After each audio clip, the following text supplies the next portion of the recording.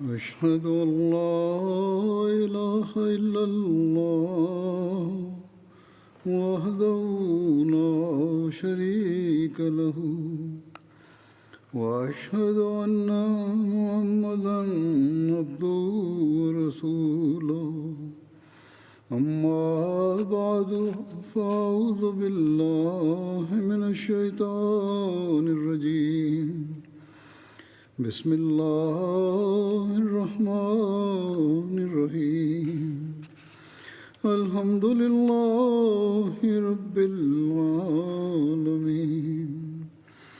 الرحمن الرحيم مالك يوم الدين إياك نعبد وإياك نستعين اهدنا الصراط المستقيم صراط الذين أنعمت عليهم غير المغضوب عليهم ولا الضالين. अॼुकल्ह हज़रत उमर रज़ियल्लाहु ताला अन्हो जो ज़िक्र हले पियो थो। इन ई ज़िम्न में अॼु बि बयानु कंदुसि। हज़रत मुस्लिह मऊद रज़ियल्लाहु ताला अन्हो फ़रमाइनि था, हज़रत उमर जे बारे में हिकिड़ी रिवायत में अचे थो त जॾहिं उन्हनि पाण सॻोरनि सल्लल्लाहु अलैहि वसल्लम जे हिकिड़े इरशाद मातहत यहूदियुनि ऐं ईसाइनि खे यमन मां कढियो त पाण उन्हनि जूं ज़मीनूं ज़ब्त न कयाऊं ऐं पर उन्हनि जूं ज़मीनूं ख़रीद कयाऊं। इन में वधीक फ़रमाइनि था त यमन जी ज़मीन जेका ईसाइनि ऐं यहूदियुनि हेठि हुई उहा ख़राजी हुई, पर जॾहिं हज़रत उमर रज़ियल्लाहु ताला अन्हो उहा ज़मीन यहूदियुनि ऐं ईसाइनि खां वरिती ऐं उन्हनि खे अरब जे ॿेट मां कढी छॾियऊं त बावजूदु इन जे उहा ज़मीन ख़राजी हुई ऐं उसूली तौर ते हुकूमत उन जी मालिक सम्झी वेंदी हुई। उन्हनि उहा ज़मीन उन्हनि खां खसी न ऐं पर ख़रीद कई। जीअं त फ़तुल बारी शरह बुख़ारी में हीअ हदीस दर्जा त अन यहया इब्न सईदिन अन उमर अजला अहल नजरान वल यहूद वन नसारा वश्तरा ब्याज़ अर्ज़हिम व कुरूमहुम। माना त यहया बिन सईद रिवायत कनि था त हज़रत उमर नजरान जे मुशरिकनि ऐं यहूदियुनि ऐं ईसाइनि खे उतां जलावतन करे छॾियो ऐं उन्हनि जूं ज़मीनूं ऐं बाग़ ख़रीद करे वरिताऊं। हीअ ज़ाहिर आहे त यहूदियुनि जी ज़मीन उछरी नथी थी सघे, छो त जेकॾहिं उहा उछरी हुई त उनजो मालिक को मुस्लमान हूंदो, सो यहूदियुनि खां इन जे ख़रीद करण जो को सुवाल ई न हुयो। उहा यकीनन ख़राजी हुई, जहिड़ो की हिंदुस्तान जी ज़मीन खे ख़राजी करार ॾिनो वेंदो आहे। पर हज़रत उमर रज़ियल्लाहु ताला अन्हो उनखे ख़राजी करार ॾेई ऐं हुकूमत खे उनजो मालिक करार ॾेई उनखे ज़ब्त न कयो ऐं पर उनखे ख़रीद कयऊं। शायदि को चवे त हीअ ज़मीन न ख़राजी हूंदी न उछरी ऐं पर कंहिं ॿिए क़िस्म जी हूंदी त हीउ ख़्यालु बेहूदा हूंदो ऐं इस्लामी शरीयत खां नावाक़फ़ी जी निशानी हूंदो।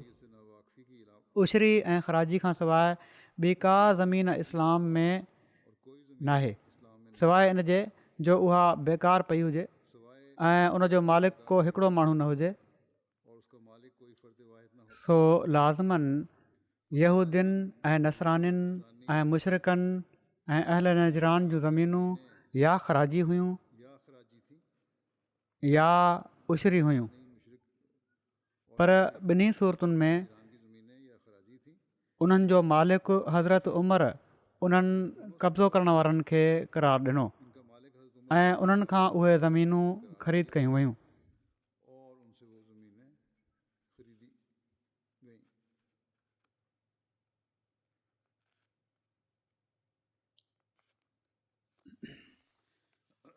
इस्लाम में जंगी क़ैदियुनि खां अलावा ग़ुलाम बनाइण जी मुमानियत जो तज़किरो कंदे हज़रत मुस्लिह मऊद फ़रमाइनि था त अलाह ताला फ़रमाए थो त तुरीदून अर्ज़ दुनिया, त ऐं मुस्लमानो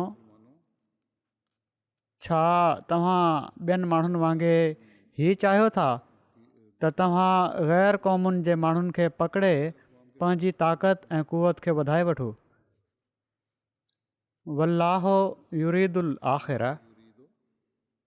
अलाह ताला ही नथो चाहे त तव्हां दुनिया जे पुठियां हलो, ऐं पर हू चाहे थो त तव्हांखे उन्हनि हुकमनि ते हलाए जेके अंजाम जे लिहाज़ खां तव्हां जे लाइ बहितर हुजनि ऐं अॻिले जहान में तव्हांखे अलाह ताला जी रज़ा ऐं उन जी ख़ुशनुदी जो हक़दार बणाइण वारा हुजनि। ऐं अलाह ताला जी रज़ा ऐं अंजाम जे ख़ुशगवार हुअण जे लिहाज़ खां इहो ई हुकुम तव्हांजे लाइ बहितर आहे त तव्हां सवाइ जंगी क़ैदियुनि खे जिन खे जंग जे दौरान में गिरफ़्तार कयो वियो हुजे ॿियो कंहिंखे क़ैदी न बणायो। ॼण त जंगी क़ैदियुनि खां सवाइ इस्लाम में कंहिं क़िस्म जा क़ैदी बनाइणु जाइज़ नाहे।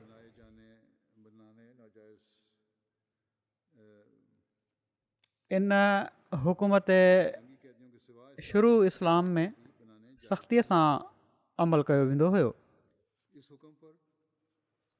जो हज़रत उमर रज़ी ताला अन्हो जी ख़िलाफ़त जे दौर में हिकु दफ़ो यमन जे माण्हुनि जो हिकिड़ो वफ़द हज़रत उमर वटि आयो ऐं उन शिकायत कई त इस्लाम खां पहिरियां असांखे ईसाइनि बिना कंहिं जंग जे ईअं ई ज़ोरी ग़ुलाम बणाए वरितो हुयो, न त असीं आज़ादु क़बीलो हुआसीं, असांखे इन ग़ुलामी मां आज़ादु करायो वञे।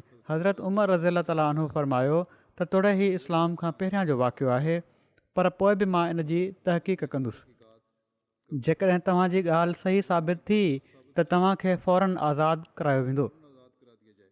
पर इन जे बरख़िलाफ़ हज़रत मुस्लिम मुक़ाबिलो कनि पिया था हाणे अॼुकल्ह जे यूरोप जो त हीअ त इस्लामी तालीम हुई जंहिं ते अमल करायो हज़रत उमर, या इन बारे में उन्हनि खे तसली करायऊं।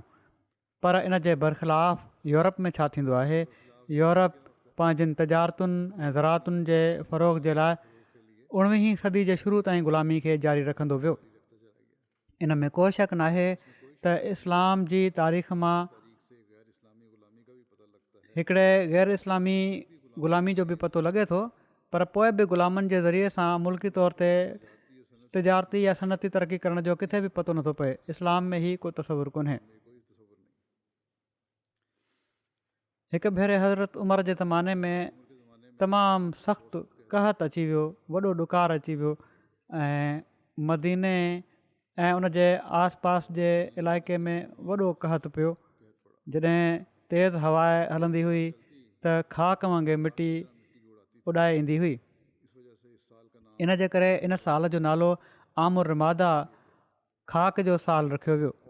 औफ़ बिन हारिस पंहिंजे वालिद खां रिवायत कनि था त हिन साल जो नालो आमुर रमादा माना त ख़ाक जो साल रखियो वियो इन लाइ जो समूरी ज़मीन मींहुं न वसण जे करे कारी थी ख़ाक वांगुरु थी वई ऐं हीअ कैफ़ियत 9 महीना रही। हिज़ाम बिन हिशाम पंहिंजे वालिद खां रिवायत कनि था त 18 हिजरी में माण्हू जॾहिं हज तां वापसि मोटिया त उन्हनि खे ॾाढी तकलीफ़ पहुती। मुल्क में पाणी जी अणाहठ सबबु सोकड़ो पखिड़िजी वियो, ढोर ढगा हलाक थी विया ऐं माण्हू बुख विचां मरण लॻा। एसि ताईं जो माण्हू बोसीद हॾियुनि जो सुफ़ूफ़ पींही उनखे पाणी में विझी पीअण लॻा ऐं कूअनि वग़ैरह जे ॿिरनि खे खोटींदा हुआ ऐं उन में जेको कुझु हूंदो हुयो उनखे कढणु लॻा। हज़रत इब्न उमर खां रिवायत आहे त हज़रत उमर बिन ख़ताब हज़रत अमर बिन आस ॾांहुं आमुर रमादा में ख़तु लिखियो, बिस्मिल्लाहिर रहमान रहीम, अलाह जे बाने उमर अमीरुल मोमिनीन पारां आसी बिन आसी जे नाले तो ते सलामती हुजे। अम्माबाद, छा तव्हां मूंखे ऐं उन्हनि माण्हुनि खे मरंदे ॾिसणु चाहियो था जेके मूं वटि आहिनि ऐं तव्हां ज़िंदा हुजो ऐं उहे माण्हू जेके तव्हां वटि आहिनि उहे बि ज़िंदा हुजनि? छा को मदद करण वारो आहे? जीअं त पाण 3 भेरा लिखियऊं इन ते मदद मदद मदद। इन जे जवाब में हज़रत अमर बिन आस लिखियो, बिस्मिल्लाहिर रहमान रहीम, अल्लाह जंहिंखां सवाइ को इबादत जे लाइक़ु नाहे उन जे बाने तरफ़ां अम्माबाद तव्हां वटि मदद पहुची वई। कुझु देरि इंतज़ारु फ़रमायो, मां तव्हां ॾांहुं उठनि जो हिकिड़ो क़ाफ़िलो मोकिलियां पियो थो जंहिंजो पहिरियों उठ तव्हां वटि हूंदो ऐं उनजो आख़िरी उठ मूं वटि हूंदो, माना त एॾो वॾो क़ाफ़िलो हूंदो, हिकिड़ी क़तार हूंदी डिघी। मिस्र जे वाली हज़रत अमर बिन आस अनाज ऐं अन जा 1000 उठ मोकिलिया, गिह ऐं कपिड़ा वग़ैरह उन खां अलावा हुआ। इराक जे वाली हज़रत सद 3000 उठ अनाज ऐं अन जा मोकिलिया, कपिड़ा वग़ैरह इन खां अलावा हुआ। शाम जे वाली हज़रत अमीर मुआविया 2000 उठ अन जा मोकिलिया ऐं कपिड़ा वग़ैरह इन खां अलावा हुआ। जॾहिं पहिरियों अनु आयो त हज़रत उमर बिन ख़त्ताब हज़रत ज़ुबैर बिन अवाम खे फ़रमायो, तूं क़ाफ़िले खे रोके ॻोठाणनि ॾांहुं उनखे फेराए छॾ, ॻोठ में जेके रहण वारा आहिनि उन्हनि ॾांहुं फेरे छॾ ऐं उन्हनि खे पहिरियां ॾे ऐं उन्हनि माण्हुनि में विराए छॾ। बख़ुदा मुमकिन आहे रसूलुल्लाह सल्लल्लाहु अलैहि वसल्लम जी सोबत खां पोइ इन खां अफ़ज़ल का शइ तव्हांखे हासिलु न थी हूंदी। उन्हनि जे ॿोरनि मां लिहाफ़ बणाए छॾ जंहिंखे उहे माण्हू पाइनि ऐं उठनि खे उन्हनि जे लाइ ज़िबह करे छॾिजांइ, उहे माण्हू गोश्त खाइनि ऐं उनजो सण बि खणी वञनि। तूं इंतज़ारु न कजांइ त हू चवनि त असां माण्हू मींहं जे अचण ताईं इंतज़ारु कंदासीं। उहे माण्हू अटो पचाइनि ऐं जमा कनि एसि ताईं जो अलाह उन्हनि जे लाइ कुशादगी जो हुकुम आणे। माना त कुझु पचाइनि खाइनि ऐं कुझु जेको आहे उहो स्टोर बि करे वठनि। हज़रत उमर खाधो तयारु कराईंदा हुआ ऐं उन्हनि जो मुनादी ऐलान कंदो हुयो त जेको शख़्स चाहे थो त हू खाधे महिल हाज़िर थिए ऐं खाइणु चाहे त हू ज़रूरु ईअं करे, ऐं जेको पसंदि थो करे त जेको खाधो उन जे लाइ ऐं उन जे घर वारनि जे लाइ किफ़ायत करे त हू अचे ऐं हू खणी वञे। हज़रत उमर माण्हुनि खे सरीद मानी भञी रहे में विझी खाधो जेको आहे तयारु थींदो आहे उहो खाराईंदा हुआ। हीअ मानी हूंदी हुई जंहिंसां गॾु ज़ैतून जो ॿोड़ हूंदो हुयो ऐं जेको फ़ौरन देॻिन में पचायो वेंदो हुयो। उठ कुठा वेंदा हुआ। हज़रत उमर बि सभिनी माण्हुनि सां रलिजी खाधो खाईंदा हुआ जहिड़ी तरह उहे खाईंदा हुआ। अब्दुल्ला बिन ज़ैद बिन असलम पंहिंजे ॾाॾे असलम खां रिवायत कनि था त हज़रत उमर लाॻीतो रोज़ा रखंदा रहिया। आमुर रमादा जे ज़माने में शाम महल हज़रत उमर वटि मानी आंदी वेंदी हुई जेका ज़ैतून जे तेल सां रलियल हूंदी हुई। माण्हुनि हिकिड़े ॾींहुं उठ कुही माण्हुनि खे खाराया। उन्हनि हज़रत उमर जे लाइ भलो हिसो रखे वरितो। जॾहिं हज़रत उमर वटि उहो हिसो आंदो वियो त उन में थूहे ऐं जरनि जा टुकड़ा हुआ। हज़रत उमर पुछा कई त हीअ किथां आया त ॿुधायो वियो ऐं अमीरुल मोमिनीन हीअ उन्हनि उठनि मां आहे जेके अॼु असां कुठा हुआ। पाण फरमायाऊं अफ़सोस अफ़सोस, मां केॾो न ख़राबु निगरान थींदुसि जेकॾहिं इन जो सुठो हिसो मां खावां ऐं माण्हुनि जे लाइ इन जो बेकार हिसो रखां, माण्हुनि खे इन जो बेकार हिसो खारायां। हीउ प्यालो खणु ऐं असांजे लाइ इन खां अलावा को ॿियो खाधो आण। जीअं त मानी ऐं ज़ैतून जो तेल आंदो वियो ऐं पाण मानी पंहिंजे हथ सां भॻाऊं ऐं उन सां सरीर ठाहियूं। पोइ पाण पंहिंजे ग़ुलाम खे फरमायाऊं ऐं यर्फ़ तुंहिंजो भलो थिए, हीउ प्यालो समक में हिकिड़े घर वारनि वटि खणी वञु। समक बि मदीने जे वेझो खजनि जो हिकिड़ो बाग़ हुयो जंहिंजा मालिक हज़रत उमर हुआ। उन्हनि इन बाग़ खे वक़्फ़ु करे छॾियो हुयो। फरमायाऊं त 3 ॾींहंनि खां मां हज़रत उमर फरमायो त 3 ॾींहंनि खां मां उन्हनि खे कुझु न आहे ॾिनो ऐं मुंहिंजो ख़्यालु आहे त उहे बुख ते हूंदा। हीअ उन्हनि जे साम्हूं पेश करे छॾ। हज़रत इब्न उमर खां मरवी आहे त कहत जे ॾींहंनि में हज़रत उमर हिकिड़ो नओं कमु कयो जेको हू न कंदा हुआ। उहो ई हुयो त माण्हुनि खे सोमहणे जी निमाज़ पढ़ाए पंहिंजे घर में दाख़िल थी वेंदा हुआ ऐं आख़िरी राति ताईं लाॻीतो निमाज़ पढ़ंदा रहंदा हुआ। पोइ पाण ॿाहिरि निकिरंदा हुआ ऐं मदीने जे अतराफ़ में चकर हणंदा रहंदा हुआ। हिकिड़ी राति सहरी महल मां उन्हनि खे हीअ चवंदे ॿुधो त अल्लाहुम्मा ला तजअल हलाक उम्मत मुहम्मदिन अला यदैय, त ऐं अल्लाह मुंहिंजे हथां मुहम्मद सल्लल्लाहु अलैहि वसल्लम जी उम्मत खे हलाकत में न विझजांइ। मोहम्मद बिन याहिया बिन हब्बान बयानु कनि था त कहत जे ॾींहंनि में हज़रत उमर वटि हिकु भेरे चर्बी में ॿुॾल मानी आंदी वई। पाण हिकिड़े ॻोठाणे खे पाण वटि सॾु कयाऊं ऐं हू हुज़ूर सां गॾु वेही खाधो खाइणु लॻो। हू जल्दी जल्दी प्याले जे किनारनि तां चर्बी खणणु लॻो। इन ते हज़रत उमर फरमायो, तूं त ईअं पियो थो खाईं जीअं कॾहिं चर्बी ॾिठी कोन अथई। उन चयो, बेशक मां केतिरनि ई ॾींहंनि खां न गिहु खाधो आहे, न ज़ैतून, ऐं न ई कंहिंखे ही खाईंदे ॾिठो आहे। हीअ ॻाल्हि ॿुधी हज़रत उमर कसम खयो त हू न ई गोश्त चखींदा ऐं न ई गिहु, एसि ताईं जो माण्हू पहिरियां वांगुरु ख़ुशहाल थी वञनि। इब्न ताउस पंहिंजे वालिद खां रिवायत कनि था त हज़रत उमर न गोश्त खाधो ऐं न ई गिहु, एसि ताईं जो माण्हू ख़ुशहाल थी विया। ऐं गिहु वग़ैरह न खाइणु ऐं सिर्फ़ु तेल खाइण जे करे संदन पेट गुड़ गुड़ कंदो हुयो। ऐं पाण चवंदा हुआ, माना त पाण जे पेट खे मुखातिबु करे त तूं गुड़ गुड़ कंदो रह, अलाह जो कसम तोखे कुझु ॿियो न मिलंदो, एसि ताईं जो माण्हू जेसि ताईं ख़ुशहाल न थी वञनि ऐं पहिरियां वांगुरु खाइणु शुरू न कनि। एयाज़ बिन ख़लीफ़ा चवनि था त मां कहत जे साल हज़रत उमर खे ॾिठो, संदन रंग कारो थी वियो हुयो, हालांकि पहिरियां संदन रंग अछो हुयो। असां चऊं पिया त हीउ कीअं थियो, त रावी ॿुधायो त हज़रत उमर हिकिड़ा अरबी माण्हू हुआ। हू गिहु ऐं खीर जो इस्तेमालु कंदा हुआ। जॾहिं माण्हुनि ते कहत आयो त उन्हनि हीअ शयूं पंहिंजे मथां हराम करे वरितियूं, एसि ताईं जो माण्हू ख़ुशहाल थी वञनि। हज़रत उमर तेल सां खाधो खाधो, जंहिंसां संदन रंग तब्दील थी वियो, ऐं जॾहिं बुख काटियाऊं त हीउ रंग वधीक तब्दील थी वियो। उसामा बिन ज़ैद बिन असलम पंहिंजे ॾाॾे खां रिवायत कई आहे त असां माण्हू चवंदा हुआसीं त अलाह जेकॾहिं कहत ख़तमु न कयो त हज़रत उमर मुस्लमाननि जे फ़िक्र में मरी वेंदा। ज़ैद बिन असलम पंहिंजे वालिद खां रिवायत कनि था त कहत जे ज़माने में सॼे अरब मां माण्हू मदीने आया। हज़रत उमर माण्हुनि खे हुकुम ॾिनो हुयो त हू उन्हनि जो इंतज़ामु कनि ऐं उन्हनि खे खाधो खाराइनि। मदीने जे चइनी पासे हज़रत उमर मुख़्तलिफ़ असाब जी ड्यूटी हणी छॾी हुई, जेके हिकु हिकु घड़ी जी ख़बर शाम जो गॾु थी हज़रत उमर खे ॾींदा हुआ।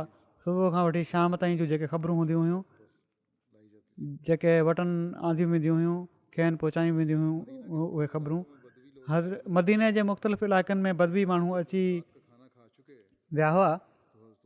हिकिड़ी राति जॾहिं माण्हू खाधो खाई चुका त हज़रत उमर फरमायो त जन असां सां गॾु राति जो खाधो आहे उहे ॻणियो। जीअं त उन्हनि खे ॻणियो वियो त 7000 जे वेझो उहे माण्हू हुआ। पोइ पाण फरमायूं त जेके नाहिनि आया उन्हनि खे ऐं मरीज़नि ऐं ॿारनि खे बि ॻणियो। जॾहिं ॻणप कई वई त उन्हनि जो अंगु 40,000 हो। कुझु ॾींहंनि खां पोइ हीउ अंगु वधी वियो, ॿीहर ॻणप कई वई। जेके माण्हू उन्हनि सां गॾु खाधो खाई रहिया हुआ उन्हनि जो अंगु 10,000 ऐं ॿियनि जो अंगु 50,000 थी वियो। अहिड़ी तरह सिलसिलो हलंदो रहियो एसि ताईं जो अलाह ताला बारिश नाज़िल फ़रमाए छॾी। जॾहिं मींहुं वसियो त मां हज़रत उमर खे ॾिठो त पाण पंहिंजे आमिलनि खे हुकुम ॾिनऊं त सभिनी माण्हुनि जो उन्हनि जे पंहिंजे पंहिंजे इलाइक़नि में वापसी जो इंतज़ामु कनि ऐं उन्हनि खे अन ऐं सवारियूं बि मुहैया कनि। रावी चवनि था त मूं ॾिठो त हज़रत उमर पाण उन्हनि माण्हुनि खे रवानो करण जे लाइ ईंदा हुआ। जॾहिं हालात ठीकु थी विया, चौधारी जा माण्हू अची विया हुआ, बुख विचां तंग थी शहर में, खाधो उन्हनि खे हिते मिलंदो हुयो। जॾहिं हालात ठीकु थी विया, मींहं वसी पिया ऐं ज़रात वग़ैरह थी सघे पई, त पोइ पाण चयाऊं त वापसि वञो ऐं महिनत कयो ऐं पंहिंजनि ॿरियुनि खे आबादु कयो। तारीख़ तबरी में इन कहत जे ख़तमु थियण जे बारे में लिखियलु आहे त हिकिड़े शख़्स ख़्वाबु ॾिठो जंहिंजे मुताबिक़ पाण सॻोरनि सलाहु वसलम दुआ ॾांहुं तवजो ॾियाराई, जंहिं ते हज़रत उमर माण्हुनि में ऐलान करायो त इस्तिस्का जी निमाज़ पढ़ी वेंदी। हज़रत उमर फरमायो मुसीबत पंहिंजी पुॼाणी ते पहुची चुकी आहे ऐं हाणे इनशा अलाह ख़तमु थियण वारी आहे। जंहिं क़ौम खे दुआ जी तौफ़ीक़ मिली वई सो सम्झी वठणु घुरिजे त उन्हनि जी मुसीबत ख़तमु थी वई। पाण ॿियनि शहरनि जे गवर्नरनि जे नाले ख़त तहरीर फरमाया उन्हनि ॾांहुं त तव्हां मदीने ऐं उन्हनि जे अतराफ़ जे ख़ुदा जे बाननि जे लाइ इस्तिस्का जी निमाज़ पढ़ो, छो त हू मुसीबत जी इंतिहा ते पहुची विया आहिनि। हज़रत उमर मुसलमाननि खे इस्तिस्का जी निमाज़ जे लाइ ॿाहिरि मैदान में गॾु कयो ऐं हज़रत अब्बास खे वठी हाज़िर थिया, मुख़्तसिर ख़ुतबो पढ़ियाऊं ऐं निमाज़ पढ़ायाऊं। पोइ गोॾनि भर वेठा ऐं दुआ शुरू कयाऊं। अल्लाहुम्मा इय्याका नअबुदु व इय्याका नस्तईन, अल्लाहुम्मा मग़फ़िर लना वरहमना वर्ज़ अन्ना। ऐं अल्लाह, असां सिर्फ़ु तुंहिंजी इबादत कयूं था ऐं तोखां ई मदद जा ख़्वाहिशमंद आहियूं। ऐं अल्लाह, असांखे मुआफ़ फ़रमाए। असां ते रहम कर ऐं असां सां राज़ी थी वञु। इन खां पोइ पाण वापसि मोटिया। अञा घर न पहुची सघिया हुआ जो मैदान में मींहं जे करे तलाउ बणिजी वियो। हिकिड़ी रिवायत जे मुताबिक़ हज़रत उमर दुआ कंदे अर्ज़ु कयो त ए अलाह, तुंहिंजे नबी सलाहु वसलम जे ज़माने में जॾहिं असां ते सोकाड़ो ईंदो हुयो त असां तुंहिंजे नबी जे वास्ते मींहं जी दुआ घुरंदा हुआसीं त तूं असां ते मींहुं वसाईंदे हुए। अॼु असां तुंहिंजे नबी सलाहु वसलम जे चाचे जो वास्तो ॾेई दुआ कयूं पिया था, सो तूं असांजो हीउ ॾुकर ख़तमु करे छॾ ऐं असां ते मींहुं वसाए। जीअं त माण्हू अञा पंहिंजनि जॻहियुनि तां हटिया ई न हुआ जो मींहुं वसणु शुरू थी वियो। अब्दुल्ला बिन इब्राहिम खां हीउ ज़िक्र अचे थो त मस्जिद नबवी में तॾा विछाइण जो सिलसिलो कॾहिं शुरू थियो। पहिरियां माण्हू ओड़ी तरह ई नमाज़ पढ़ंदा हुआ ऐं फ़र्श ते या कची जॻह ते नमाज़ पढ़ंदा हुआ ऐं निरड़ ते मिटी लॻी वेंदी हुअनि। उनखां बाद पोइ तॾनि जो रवाजु थियो। इन बारे में अब्दुल्ला बिन इब्राहिम खां रिवायत आहे त सभिनी खां पहिरियां मस्जिद नबवी में जंहिं तॾो विछायो उहे हज़रत उमर बिन ख़ताब हुआ। पहिरियां माण्हू जॾहिं पंहिंजो मथो सजदे मां खणंदा हुआ त पंहिंजा हथ छंडींदा हुआ। इन ते पाण तॾा विछाइण जो हुकुम ॾिनाऊं जेके अक़ीक़ मां आंदा विया ऐं मस्जिद नबवी में विछाया विया। अक़ीक़ बि हिकिड़ी वादी जो नालो आहे जेका मदीने जे ॾखण ओलह खां शुरू थी उतर ओलह ताईं तक़रीबन 150 किलोमीटरनि ताईं पकड़ियल वादी आहे। तमामु वॾी वादी आहे चवनि था। हज़रत उमर जे ज़माने में 17 हिजरी में मस्जिद नबवी जी तोसी बि थी हुई। हज़रत अब्दुल्ला बिन उमर खां मरवी आहे त रसूलुल्लाह सल्लल्लाहु अलैहि वसल्लम जे दौर में मस्जिद कचिन सुरुनि सां ठहियलु हुई जंहिंजी छित खजी जी टारियुनि ऐं पननि सां ठहियलु हुई ऐं थंभ खजी जे थुड़नि जा हुआ। हज़रत अबू बकर सिद्दीक़ रज़ियल्लाहु ताला अन्हु उनखे उन ई हाल में रहणु ॾिनो ऐं उन में का तोसी या तब्दीली न कयाऊं। हज़रत उमर इन जी तामीर नओ ऐं तोसी कराई पर इन जी शिकिल ऐं जीअं ठहियलु हुई ओड़ी तरह ई रखियऊं। उन्हनि बि उनखे ओड़ी तरह ई ठारायो जीअं पहिरियां ठहियलु हुई। छत पहिरियां वांगुरु खजी जे पननि जी रही। उन्हनि सिर्फ़ु थंभ काठ जा विझराया। हज़रत उमर 17 हिजरी में मस्जिद जी तामीर खे पंहिंजी निगरानी हेठि मुकमल करायो। इन जी तोसी खां पोइ मस्जिद जी एराज़ी 100 ज़रब 100 ज़र माना त तक़रीबन 50 ज़रब 50 मीटर खां वधी करे 140 ज़रब 120 ज़र तक़रीबन 70 ज़रब 60 मीटर थी वियो। हिन रिवायत मां ज़ाहिर थिए थो त हज़रत अबू बकर जे दौर में बि मस्जिद नबवी उहा ई रही जो जेका रसूलुल्लाह सल्लल्लाहु अलैहि वसल्लम जे दौर में हुई। पर पोइ हज़रत उमर जी तामीर नौ सां गॾु इन में काफ़ी तोसी बि थी वई हुई। हज़रत अबू सईद ख़ुदरी खां रिवायत आहे त हज़रत उमर हुकुम ॾिनो त मस्जिद नबवी जी तामीर नओ कई वञे ऐं माण्हुनि खे मींहं खां बचाइण जो बंदोबस्तु कयो वञे पर ॻाढ़े ऐं अछी तज़ीन खां पासो कयो वञे छो त इहा ई तज़ीन इंसान खे मुसीबतुनि में विझी छॾींदी आहे। हज़रत उमर किफ़ायत शियारी खां कमु वरितो ऐं मस्जिद खे ओड़े तरीक़े ते ठारायऊं जीअं पाण सॻो रसम जे मुबारक दौर में हूंदी हुई। मस्जिद जी तोसी करण महिल उन्हनि खे इन सां लॻ वारा घर हासिलु करणा पिया जेके उत्तर ॾखिण ऐं ओलहे पासे हुआ। कुझु माण्हुनि इजाज़त ऐं ख़ुशीअ सां पंहिंजूं ज़मीनूं मस्जिद जे लाइ बख़्श करे छॾियूं ऐं कुझु जे लाइ हज़रत उमर खे इफ़ाम तफ़हीम ऐं माली तरग़ीब जो तरीक़ो अख़्तियार करिणो पियो। अहिड़ी तरह कुझु ज़मीन खेनि ख़रीद करे मस्जिद में शामिलु करणी पई। हज़रत उमर जे ज़माने में आदमशुमारी जो रवाज बि शुरू थियो या पाण करायऊं ऐं राशनिंग सिस्टम बि ख़ुराक जे लाइ मुक़ररु थियो। इन बारे में हज़रत मुस्लिह मऊद रज़ियल्लाहु ताला अन्हो लिखियो आहे। इन ज़िमन में त इस्लामी हुकूमत जो नज़्मो नस्क़ कहिड़ी तरह हलंदो हुयो ऐं कहिड़ियूं कहिड़ियूं तब्दीलियूं थियूं ऐं कहिड़ियूं कहिड़ियूं नयूं ॻाल्हियूं शुरू कयूं वयूं इंतिज़ामी मामलनि में। पाण लिखनि था त पाण सॻोरनि सल्लल्लाहु अलैहि वसल्लम मदीने में अची पहिरियों कमु इहो ई कयो हुयो जो जाइदाद वारनि खे बेजाइदाद वारनि जो भाउ बणाए छॾियो। अंसार जाइदादुनि जा मालिक हुआ ऐं मुहाजिरनि वटि जाइदाद न हुई। पाण सॻोरनि सल्लल्लाहु अलैहि वसल्लम अंसार ऐं मुहाजिरनि ॿिन्ही में मुवाख़ात क़ाइमु फरमाई ऐं हिकु हिकु जाइदाद वारे खे हिकिड़े बिना जाइदाद वारे सां मिलाए छॾियऊं।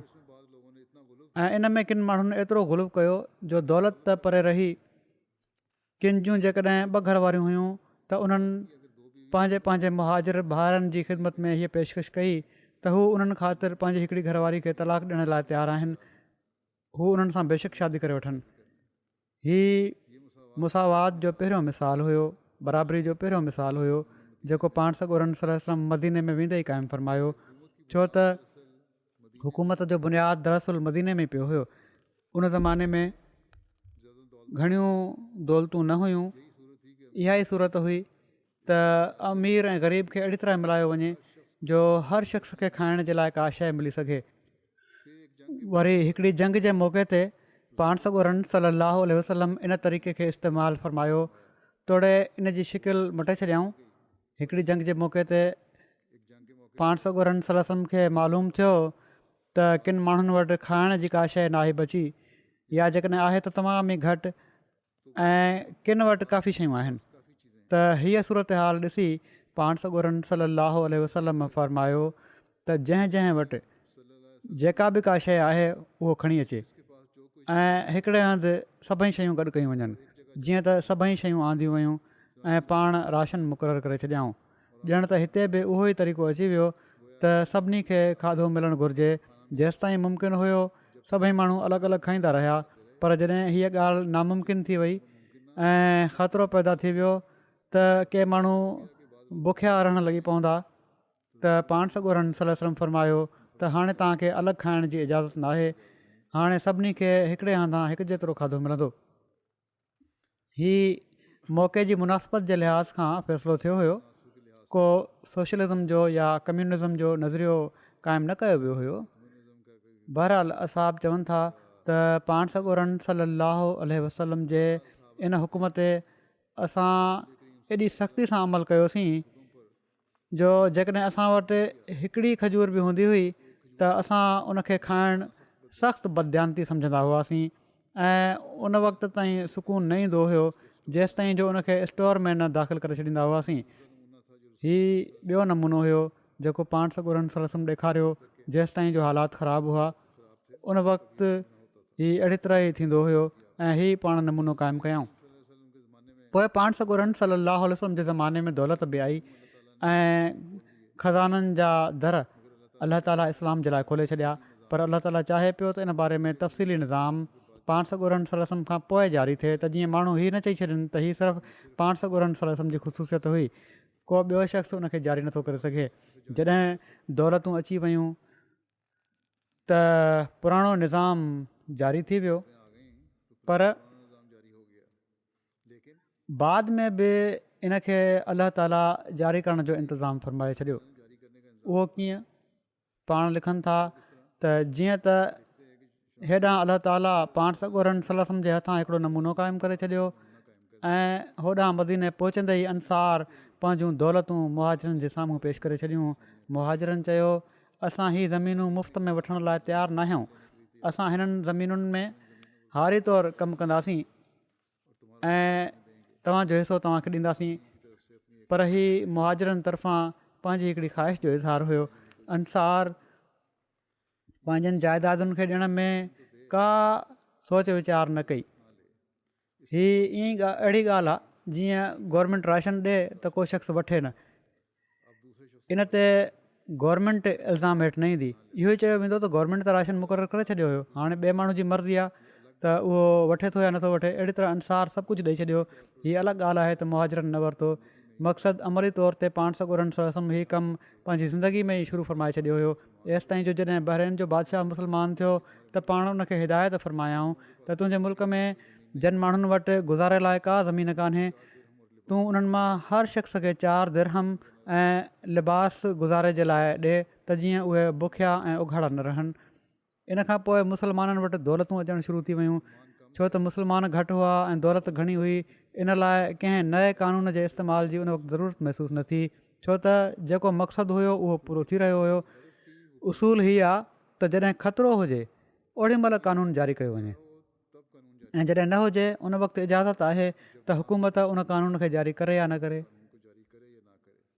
पोइ जेका मां जेॾीमहिल जेका ॻाल्हि मूं शुरू कई हुई जेको मां बयानु करणु चाहियां पियो विच में ॿियो तफ़सील अची वियो। हाणे उहा ॻाल्हि हीअ आहे त रसूल सलाहु वसलम खां पोइ हीउ निज़ाम कहिड़ी तरह जारी थियो। जॾहिं पाण सॻोरा सलाहु वसलम फ़ौत थी विया ऐं मुस्लमान दुनिया जे मुख़्तलिफ़ इलाइक़नि में पखिड़िजणु शुरू थी विया त उन वक़्तु ग़ैर क़ौमूं बि इस्लाम में शामिलु थी वियूं। अरब माण्हू त हिकिड़े टोले ऐं हिकु क़ौम जी शिकिल में हुआ ऐं हू पाण में मसावात बि क़ाइमु रखंदा हुआ। जॾहिं इस्लाम मुख़्तलिफ़ इलाइक़नि में पहुतो ऐं मुख़्तलिफ़ क़ौमूं इस्लाम में दाख़िलु थियणु शुरू थी वियूं त उन्हनि जे लाइ मानी जो इंतिज़ामु ॾाढो ॾुखियो थी वियो। आख़िर हज़रत उमर रज़ी ताला अन्हु सभिनी माण्हुनि जी आदमशुमारी कराई ऐं राशनिंग सिस्टम क़ाइमु करे छॾियऊं जेको बनू उमैया जे दौर ताईं जारी रहियो। यूरोपियन मौरिख़ बि मञनि था त सभिनी खां पहिरीं आदमशुमारी हज़रत उमर रज़ी ताला अन्हु कराई हुई ऐं हू हीअ बि मञनि था त हज़रत उमर हीअ सभिनी खां पहिरीं आदमशुमारी रैयत खां दौलत खसण जे लाइ न ऐं पर उन्हनि जी खुराक जो इंतिज़ामु करण जे लाइ जारी कई हुई। ॿियूं हुकूमतूं त इन लाइ आदमशुमारी कराईंदियूं आहिनि जो माण्हू क़ुर्बानी जा ॿकरा बणिजनि ऐं फ़ौजी ख़िदमतूं बजा आणनि, पर हज़रत उमर इन लाइ आदमशुमारी न कराई त माण्हू क़ुर्बानी जा ॿकरा बणिजनि ऐं पर इन लाइ करायाऊं जो उन्हनि जे पेट में मानी विधी वञे। हीउ ॾिठो वञे त घणा माण्हू आहिनि ऐं खुराक जो केतिरो इंतिज़ामु करिणो आहे। जीअं त आदमशुमारी खां पोइ सभिनी माण्हुनि खे हिकिड़े मुक़ररु निज़ाम हेठि खुराक मिलंदी हुई ऐं जेके बाक़ी ज़रूरतूं रहिजी वेंदियूं हुयूं उन्हनि जे लाइ उन्हनि खे हर महीने रक़म ॾिनी वेंदी हुई ऐं इन बारे में एॾे एहतियात खां कमु वरितो वेंदो हुयो जो हज़रत उमर जे ज़माने में जॾहिं शाम फतह थियो ऐं उतां ज़ैतून जो तेल आयो तमामु घणो त पाण हिकु दफ़ो माण्हुनि खे चयाऊं हर हिक खे ज़ैतून जो तेल मिलणु लॻी पियो। पाण माण्हुनि खे चयाऊं त ज़ैतून जे इस्तेमाल सां मुंहिंजो पेटु फूकिजी थो पए। हीअ हज़रत उमर खे ख़ुदि बि मिलंदो हुयो, उन मां तेल वठंदा हुआ। त पाण चयाऊं त ज़ैतून जो इस्तेमालु जॾहिं मां कयां घणो त मुंहिंजो पेटु फूकिजी वेंदो आहे। तव्हां मूंखे इजाज़त ॾियो त मां बैतुल माल मां एतिरी क़ीमत जो गिहु वठंदो कयां, जेतिरी क़ीमत जो ज़ैतून आहे ओतिरी क़ीमत जो गिहु वठंदो कयां। ऐं ज़ैतून छो त मुंहिंजी सिहत जे लाइ ठीकु न आहे। मक़सदु हीउ पहिरियों क़दमु हुयो जेको इस्लाम में माण्हुनि जी ज़रूरतूं पूरियूं करण जे लाइ खयों वियो ऐं ज़ाहिर आहे त जेकॾहिं हीउ निज़ाम क़ाइमु थी वञे त उनखां बाद कंहिं ॿिए निज़ाम जी ज़रूरत नाहे रहंदी, छो त सॼे मुल्क जी ज़रूरतुनि जी ज़िमेवार हुकूमत हूंदी। उन्हनि जो खाइणु, उन्हनि जो पीअणु, उन्हनि जो पढ़णु, उन्हनि जी तालीम, उन्हनि जी बीमारियुनि जो इलाजु ऐं उन्हनि जी रिहाइश जे लाइ घरनि जी अॾावत, हीअ समूरो इस्लामी हुकूमत जे ज़िमे हूंदो। ऐं जेकॾहिं हीअ ज़रूरतूं पूरियूं थींदियूं रहनि त कंहिं इंश्योरेंस वग़ैरह जी ज़रूरत नाहे रहंदी। इंश्योरेंस इन लाइ माण्हू कराईंदा आहिनि न त बाद में असां पंहिंजे ॿारनि जे लाइ कुझु छॾे वञूं या पंहिंजूं ज़रूरतूं जॾहिं कमाई न करे सघूं, ज़रूरतूं पूरियूं करे सघूं कुराड़प में। जॾहिं हुकूमत हीअ ज़िमेवारी खणे त पोइ कंहिं बि इंश्योरेंस जी ज़रूरत नाहे रहंदी। पोइ हज़रत मुस्लिम लिखनि था त पर बाद में अचण वारनि हीअ चवणु शुरू करे ॾिनो त हीअ बादशाह जी मर्ज़ी ते मुनसिर आहे त हू उनखे वणे त कुझु ॾिए ऐं वणेसि त न ॾिए। ऐं छो त अञा इस्लामी तालीम अञा पूरे तौर ते रासिख़ न थी हुई, उहे माण्हू वरी कैसर किसरा जे तरीक़े ॾांहुं माइल थी विया। जहिड़ी तरह ॿिया बादशाह कंदा हुआ उहो ई तरीक़ो पोइ राइज थी वियो। इस्लामी हुकूमत जे हर शख़्स जे लाइ मानी कपिड़े जो इंतिज़ामु करण जे बारे में हज़रत मुस्लिम मऊद मज़ीद फ़रमाइनि था त इस्लामी हुकूमत जॾहिं उहा मालनि जी मालिक थी त उन हर हिक जी मानी कपिड़े जो इंतिज़ामु कयो। जीअं त उहो ई बयानु थियो त हज़रत उमर रज़ी ताला अन्हु जे ज़माने में जॾहिं निज़ाम मुकमिल थियो त उन वक़्तु इस्लामी तालीम हेठि हर माण्हू जे लाइ मानी ऐं कपिड़ो मुहैया करणु हुकूमत जे ज़िमे हुयो ऐं उहा पंहिंजे इन फ़र्ज़ खे पूरी ज़िमेवारी सां पूरो कंदी हुई। हुकूमत हज़रत उमर रज़ियल्लाहु ताला अन्हो इन मक़सद जे लाइ आदमशुमारी जो तरीक़ो जारी कयो ऐं रजिस्टर खोलियाऊं जिन में सभिनी माण्हुनि जे नालनि जो इंदिराज थींदो हुयो। यूरोपियन मुसनिफ़ बि मञनि था, जहिड़ो की पहिरियां बि ॻाल्हि थी चुकी आहे, त पहिरीं आदमशुमारी हज़रत उमर रज़ियल्लाहु ताला अन्हो कई ऐं उन्हनि रजिस्टरनि जो तरीक़ो जारी कयो। इन आदमशुमारी जो सबबु इहो ई हुयो त हर शख़्स खे मानी कपिड़ो ॾिनो वञे ऐं हुकूमत जे लाइ ज़रूरी हुयो त उहा इन ॻाल्हि जो इल्मु रखे त घणा माण्हू हिन मुल्क में आहिनि। अॼु हीउ चयो वेंदो आहे त सोवियत रशिया ग़रीबनि जे खाधे ऐं उन्हनि जे कपिड़े जो इंतिज़ामु कयो आहे। हालांकि सभिनी खां पहिरियां अहिड़े क़िस्म जो इक़्तिसादी निज़ाम इस्लाम जारी कयो आहे ऐं अमली रंग में हज़रत उमर रज़ियल्लाहु ताला अन्हु जे ज़माने में हर ॻोठ, हर कस्बे ऐं हर शहर जे माण्हुनि जा नाला रजिस्टर में लिखिया वेंदा हुआ। हर शख़्स जी घरवारी, उन जे ॿारनि जा नाला ऐं उन्हनि जो अंगु दर्ज कयो वेंदो हुयो ऐं पोइ हर शख़्स जे लाइ खुराक जी बि हिकिड़ी हद मुक़ररु कई वई हुई त जीअं थोरो खाइण वारा बि गुज़ारो करे सघनि ऐं घणो खाइण वारा बि पंहिंजी ख़्वाहिश जे मुताबिक़ खाई सघनि। तारीख़ुनि में ज़िक्र अचे थो त हज़रत उमर रज़ियल्लाहु ताला अन्हु शुरू में जेके फ़ैसिला फ़रमाया उन्हनि में खीर पियाक ॿारनि जो ख़्यालु न रखियो वियो हुयो ऐं उन्हनि खे उन वक़्तु अन्न वग़ैरह जी सूरत में मदद मिलणु शुरू थींदी हुई जॾहिं माइरूं पंहिंजे ॿारनि जो खीरु छॾाए छॾींदियूं हुयूं। जहिड़ो की गुज़िरियल ख़ुतबे में मूं बयानु कयो हुयो त हिकिड़ी राति हज़रत उमर रज़ियल्लाहु ताला अन्हु माण्हुनि जा हालात मालूम करण जे लाइ चकर हणी रहिया हुआ जो हिकिड़े खेमे मां कंहिं ॿार जे रोअण जो आवाज़ु आयो। हज़रत उमर रज़ियल्लाहु ताला अन्हु उते बीह रहिया पर ॿारु जेको हुयो उहो रोंदो ई पियो वञे ऐं माउ उनखे थफे सुम्हारे रही हुई। जॾहिं घणी देरि थी वई त हज़रत उमर रज़ियल्लाहु ताला अन्हु खेमे जे अंदरि विया ऐं औरत खे चयऊं, तूं ॿार खे खीरु छो नथी पीआरे, हीउ केतिरी देरि खां रोए पियो थो। उन औरत उन्हनि खे सुञातो न ऐं सम्झूं त को आम माण्हू आहे। जीअं त उन जवाबु ॾिनो ऐं चयईं त तोखे ख़बर न आहे त उमिरि फ़ैसिलो करे छॾियो आहे त खीरु पीअण वारे ॿार खे खुराक न मिले। असां ग़रीब आहियूं ऐं असांजो गुज़ारो तंगी सां थिए थो। मां इन ॿार जो खीरु छॾाए छॾियो आहे त जीअं बैतुल माल मां हिन जो बि अनु मिली सघे। हाणे जेकॾहिं हीउ रोए थो त पिटे उमिरि खे, जंहिं अहिड़ो कानून ठाहियो आहे। हज़रत उमर रज़ियल्लाहु ताला अन्हु ओॾी महिल ई वापसि आया ऐं रस्ते में ॾाढे ग़म विचां चवंदा पिया वञनि त उमिरि ख़बर न आहे तूं हिन कानून जे करे केतिरनि ई अरब ॿारनि जो खीरु छॾाए आईंदह नसुल खे कमज़ोर करे छॾियो आहे। हिननि सभिनी जो गुनाह हाणे तुंहिंजे ज़िमे आहे। हीअ चवंदे पाण स्टोर में आया, दर खोलियाऊं ऐं हिकिड़ी अटे जी ॿोरी पंहिंजी पुठी ते खयूं। कंहिं शख़्स चयो त मूंखे ॾियो, मां थो इहा ॿोरी खणा। हज़रत उमर चयो न, ग़लती मुंहिंजी आहे ऐं हाणे ज़रूरी आहे त इन जो नतीजो बि मां भोॻियां। जीअं त उहा अटे जी ॿोरी उन्हनि उन औरत ताईं पहुचाई ऐं ॿिए ॾींहुं हुकुम ॾिनऊं त जहिड़े ॾींहुं ॿारु पैदा थिए उन ई ॾींहं खां उन जे लाइ अनु मुक़ररु कयो वञे, छो त उन जी माउ जेका उनखे खीरु पीआरे थी घणी खुराक जी मुहताज आहे। पोइ हज़रत मुस्लिम मौद फ़रमाइनि था त इस्लाम ई आहे जंहिं मुल्की हक़ बि क़ाइमु कया आहिनि। इस्लाम जे वेझो हर माण्हू जी खुराक, रहाइश ऐं पोशाक जी ज़िमेवार हुकूमत आहे ऐं इस्लाम ई सभिनी खां पहिरियां इन उसूल खे जारी कयो आहे। हाणे ॿियूं हुकूमतूं बि इन जो नकुल कनि पयूं थियूं पर मुकमल तौर ते न। इंश्योरेंस कयूं थी वञनि, फैमिली पेंशनूं ॾिनियूं थी वञनि, पर हीअ त जवानी ऐं कुराड़ ॿिन्ही में खुराक ऐं लिबास जी ज़िमेवार हुकूमत हूंदी आहे। हीअ उसूल इस्लाम खां पहिरियां ॿिए कंहिं मज़हब नाहे पेश कयो। दुनिया जूं हुकूमतूं आदमशुमारियूं इन लाइ कंदियूं आहिनि त जीअं टैक्स वरिता वञनि या फ़ौजी भर्ती जे बारे में ई मालूम कयो वञे त ज़रूरत महल घणा नौजवान मिली सघनि था।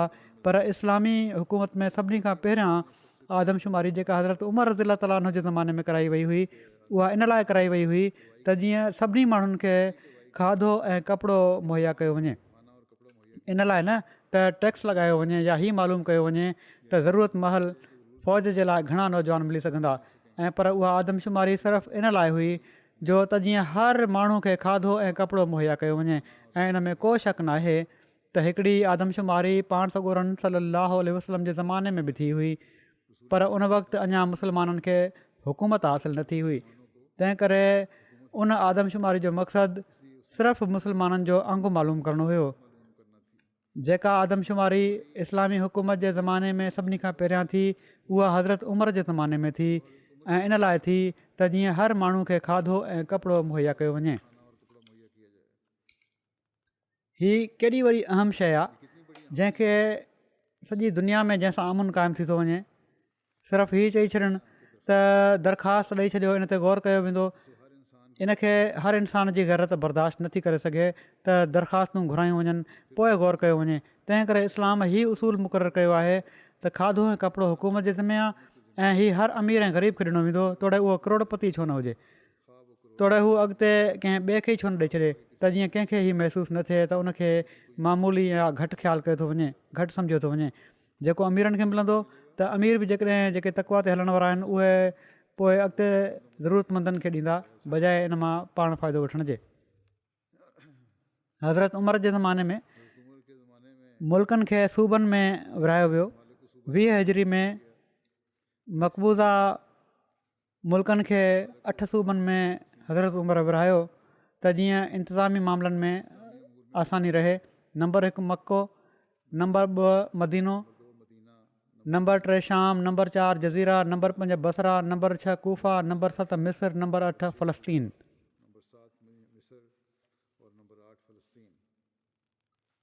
पोइ शूरा जो क़याम संदन ज़माने में थियो।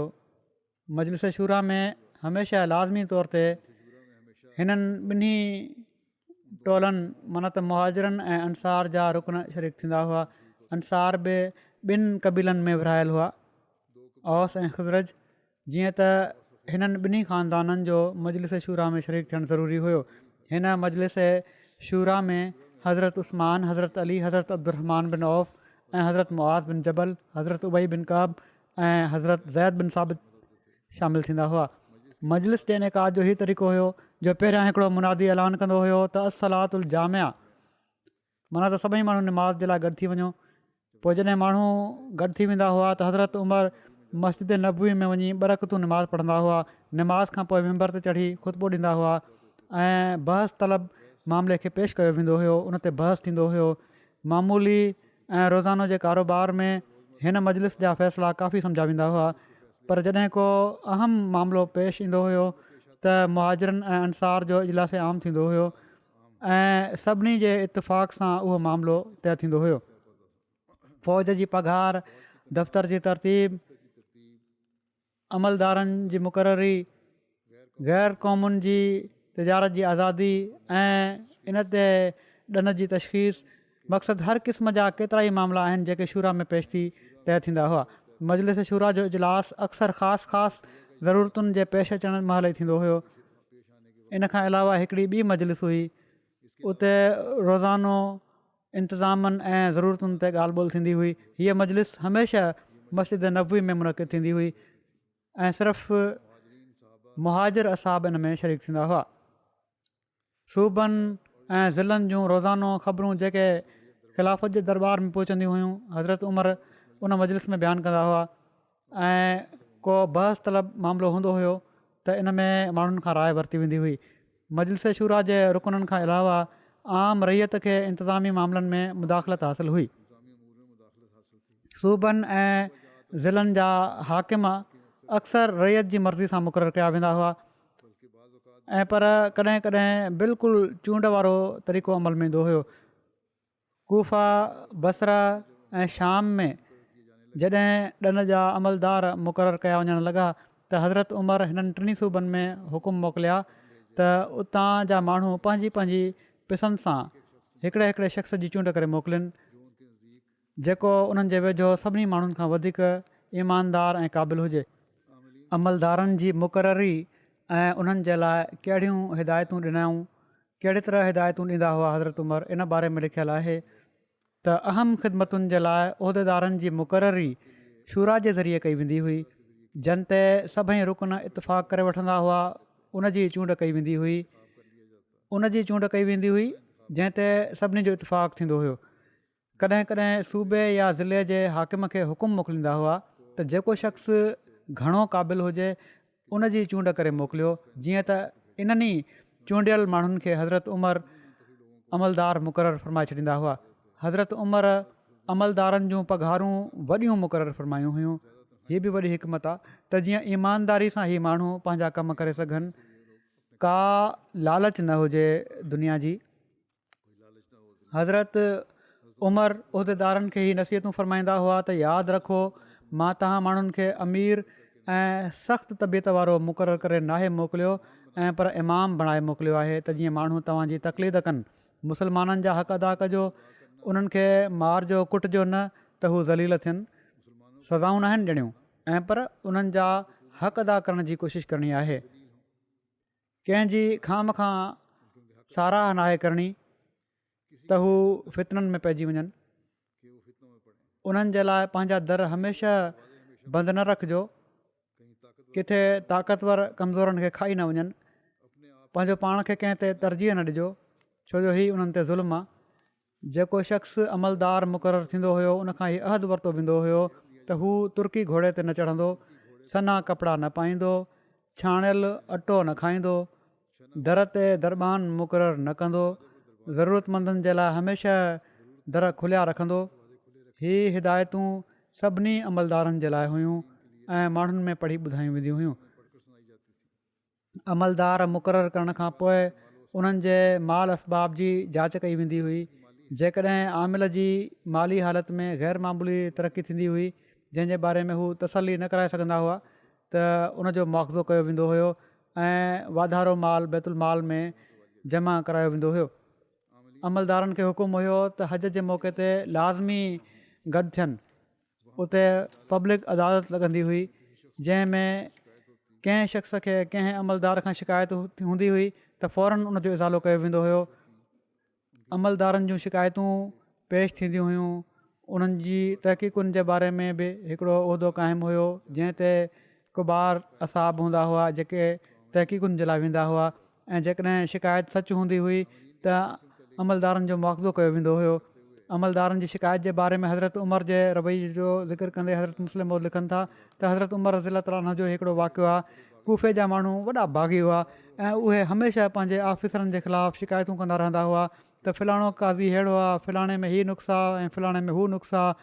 हज़रत उमर उन्हनि जी शिकायतुनि ते हाकमनि खे मटे छॾींदा हुआ ऐं ॿिया ऑफिसर मुक़ररु करे उन्हनि खे मोकिलींदा हुआ, मटे छॾींदा हुआ उन्हनि खे। किन माण्हुनि चयो हज़रत उमर खे हीअ बि चयऊं त हीअ तरीक़ो सही न आहे, अहिड़ी तरह मटींदा रहंदव त हू शिकायतूं कंदा रहंदा। तव्हां बार बार ऑफिसर खे न मटियो, पर हज़रत उमर चयो त मां ऑफिसरनि खे मटींदो ई वेंदुसि एसि ताईं जो कूफ़े वारा पाण ई थकिजी पवंदा। जॾहिं अहिड़ी तरह हिकिड़े वॾे वक़्त ताईं उन्हनि पारां शिकायतूं ईंदियूं रहियूं त हज़रत उमर चयो त हाणे मां कूफ़े वारनि ॾांहुं हिकिड़ो अहिड़ो गवर्नर मोकिलींदुसि जेको उन्हनि खे सिधो करे छॾींदो। हीअ गवर्नर 19 सालनि जो हिकिड़ो नौजवान हुयो जेको हज़रत उमर मोकिलियो सिधो करण जे लाइ। उहो हिकिड़ो 19 सालनि जो नौजवान हुयो। अब्दुर्रहमान बिन अबी लैला उनजो नालो हुयो।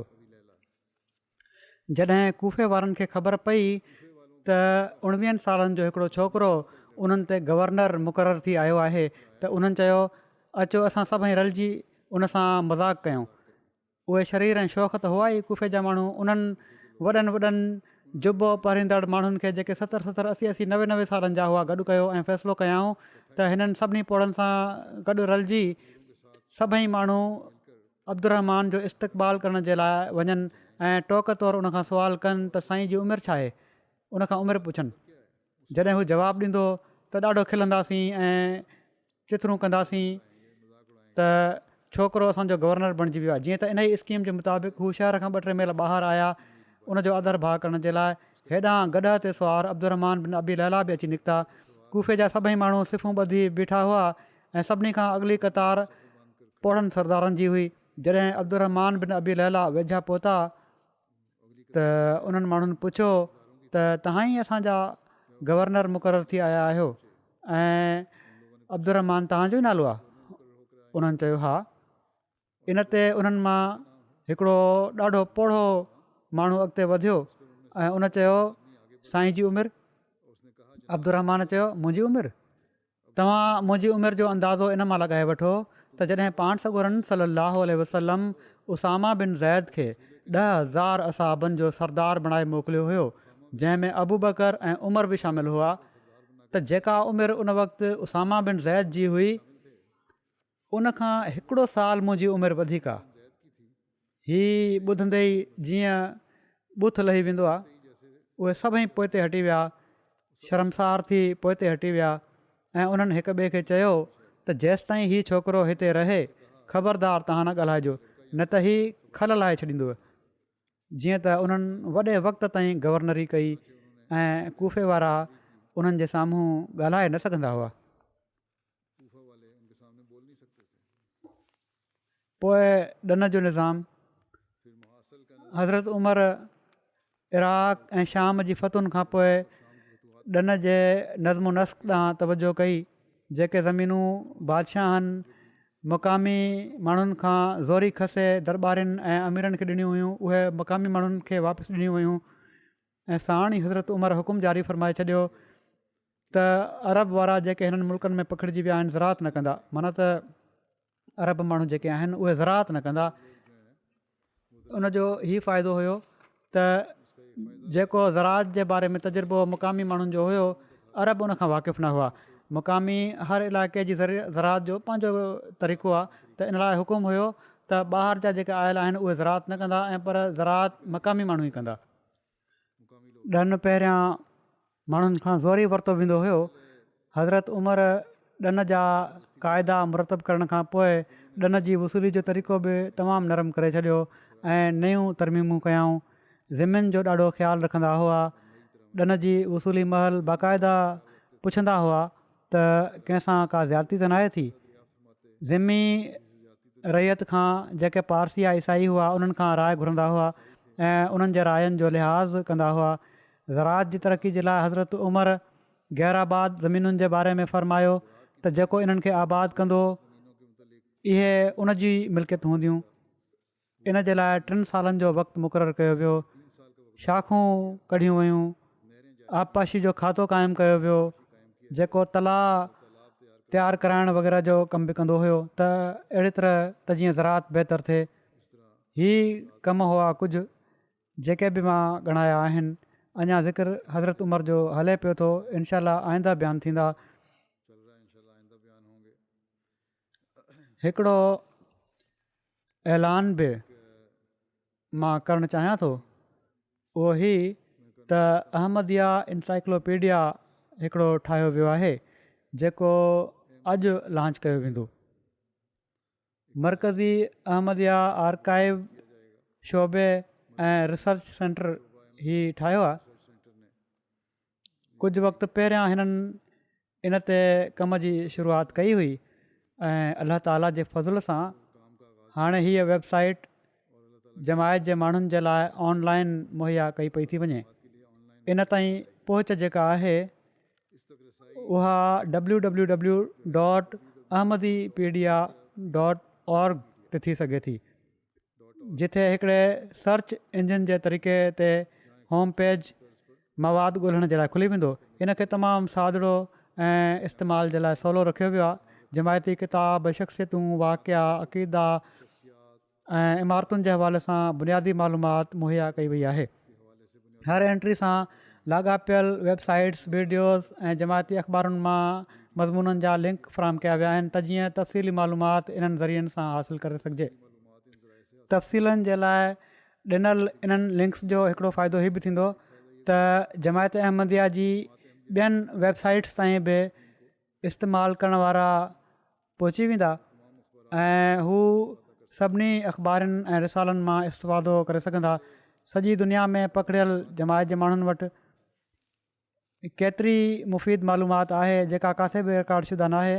अहमदीपीडिया जी वेबसाइट ते हिकिड़ो ऑप्शन कंट्रीब्यूट जे नाले सां बि ॾिनो वियो आहे, जिथे हू कंहिं बि मौज़ू ते पंहिंजी मालूमात या शाहिदियूं या दस्तावेज़ मुहैया करे सघंदा। हीअ न त पाण सौंसदो विझी छॾनि ऐं पर हू इन जी इंतिज़ामिया खे मुहैया कंदा। हिन मुहैया कयल मवाद ते तहक़ीक़ ऐं तसदीक़ खां पोइ इन खे लाॻापियल मौज़ू जी एंट्री में शामिलु कयो वेंदो।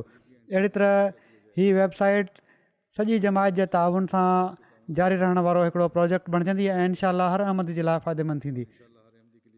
जेकॾहिं कंहिंखे वेबसाइट ते को घुर्बल मवाद न मिले त हू अहमदीपीडिया सां राब्तो करे सघंदो ऐं पोइ ही माण्हू वेबसाइट ते घुर्बल मवाद मुहैया करण जो इंतज़ामु कंदा।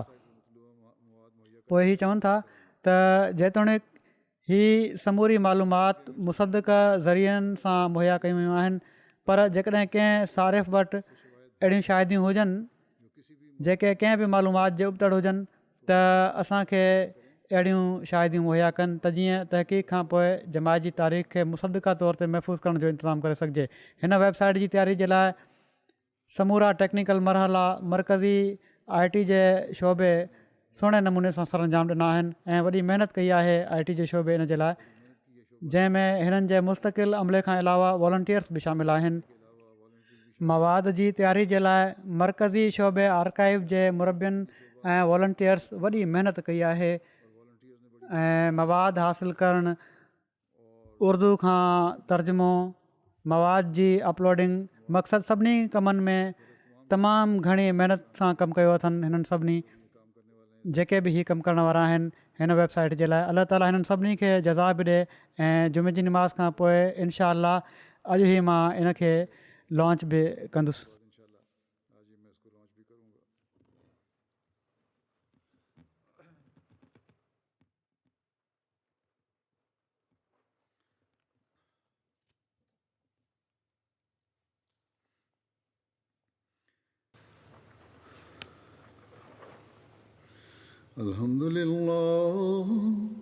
अल्हम्दुलिल्लाह नहमदुहु व नस्तईनुहु व नस्तगफिरुहु व नुमिनु बिही व नतवक्कलु अलैहि व नऊज़ु बिल्लाहि मिन शुरूरि अनफुसिना व मिन सय्यिआति अअमालिना मन यहदिहिल्लाहु फला मुदिल्ल लहु ومن يضلل فلا هادي له ونشهد أن لا إله إلا الله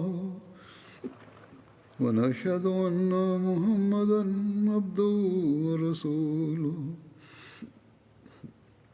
عباد الله رحمكم الله إن الله يأمر بالعدل والإحسان وإيتاء ذي القربى وينهى عن الفحشاء والمنكر والبغي يعظكم لعلكم تذكرون اذكروا الله يذكركم وادعوه يستجب لكم ولذكر الله أكبر.